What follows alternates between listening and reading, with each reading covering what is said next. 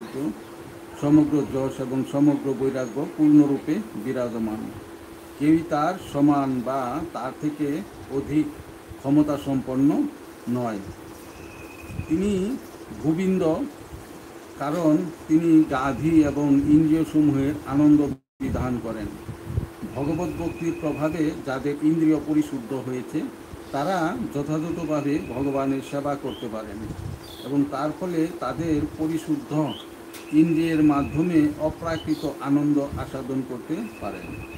জড়জগতের বন্ধনে আবদ্ধ কলুষিত জীবেরা কখনই তাদের ইন্দ্রিয়ের মাধ্যমে আনন্দ আস্বাদন করতে পারে না, কিন্তু ইন্দ্রিয় সুখভোগের ভ্রান্ত বাসনায় তারা তাদের ইন্দ্রিয়ের দাসত্ব বরণ করে।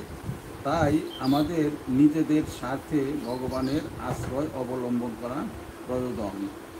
ভগবান গাভী এবং ব্রাহ্মণ্য সংস্কৃতির সংরক্ষক।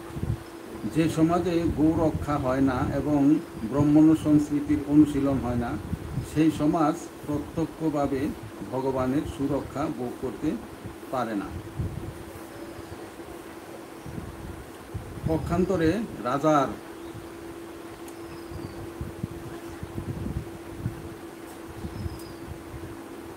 ঠিক যেমন কারাগারের কয়েদিরা প্রত্যক্ষভাবে রাজার সুরক্ষা লাভ করে না, পক্ষান্তরে রাজার সুকঠোর প্রতিনিধির দ্বারা শাসিত হয়।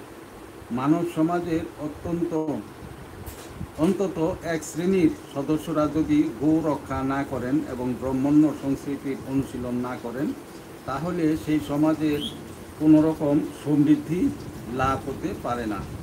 ব্রাহ্মণ্য সংস্কৃতির ফলে সত্য, সম, দম, তিতিক্ষা, সরলতা, জ্ঞান, বিজ্ঞান এবং বৈদিক জ্ঞানের প্রতি দৃঢ় শ্রদ্ধা ইত্যাদি সদ্গুণগুলির বিকাশ হয় এবং তার ফলে যথাযথ ব্রাহ্মণে পরিণত হয়ে তত্ত্বত ভগবানকে জানা যায়। তারপর ব্রাহ্মণের শুদ্ধতার স্তর অতিক্রম করে ভগবত ভক্তে পরিণত হতে হয়, যাতে অপ্রাকৃতভাবে পরমেশ্বর রূপে, প্রভুরূপে, সখারূপে, পুত্ররূপে এবং প্রেমিক রূপে ভগবানের প্রেম লাভ করা যায়। ব্রাহ্মণোচিত গুণাবলীর বিকাশ না হলে ভগবানের অপ্রাকৃত প্রেম লাভ করা যায় না। ব্রাহ্মণোচিত গুণাবলী যার মধ্যে বিকশিত হয়েছে, ভগবান তারই প্রতি আকৃষ্ট হন।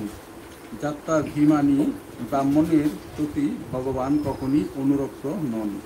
ব্রাহ্মণোচিত গুণাবলী যাদের মধ্যে প্রকাশিত হয়নি, তারা ভগবানের সঙ্গে সম্পর্কযুক্ত হতে পারে না।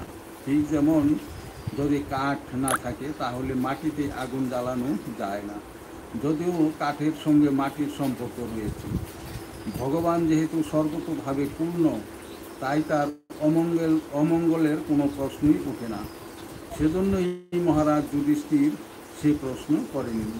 তিনি কেবল তার বাসস্থান দ্বারকাপুরীর সম্বন্ধে প্রশ্ন করেছিলেন, যেখানে পুণ্যবান মানুষেরা সমবেত হয়েছিলেন। ভগবান সেখানেই থাকেন এবং যেখানে পুণ্যবান মানুষেরা সমবেত হন এবং ভগবানের মহিমা কীর্তনকারী সেই সমস্ত পুণ্যবান মানুষের সান্নিধ্যে ভগবান আনন্দ লাভ করেন। দ্বারকাপুরীতে পুণ্যকর্মরত সেই সমস্ত পুণ্যবান মানুষদের সম্বন্ধে জানতে যুধিষ্ঠির মহারাজ উৎসুক ছিলেন। হরে কৃষ্ণ। তো প্রভুপাদ খুব সুন্দরভাবে তাৎপর্য করেছেন। তো এখানে ধৃতরাষ্ট্রের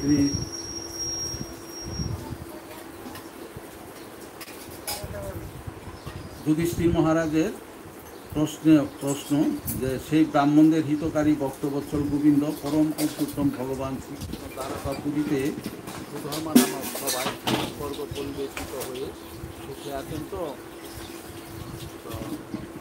তাৎপর্যে বলা হয়েছে যে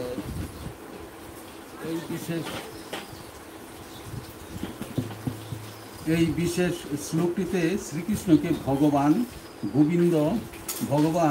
গোবিন্দ ব্রহ্মণ্য এবং ভক্তবৎসল বলে বর্ণনা করা হয়েছে। তিনি হচ্ছেন ভগবান স্বয়ং, অর্থাৎ সর্বৈশ্বর্য পূর্ণ স্বয়ং পরম পুরুষোত্তম ভগবান। তো এই শ্লোকে প্রভুপাদ তার তাৎপর্য বলেছেন যে ভগবান তো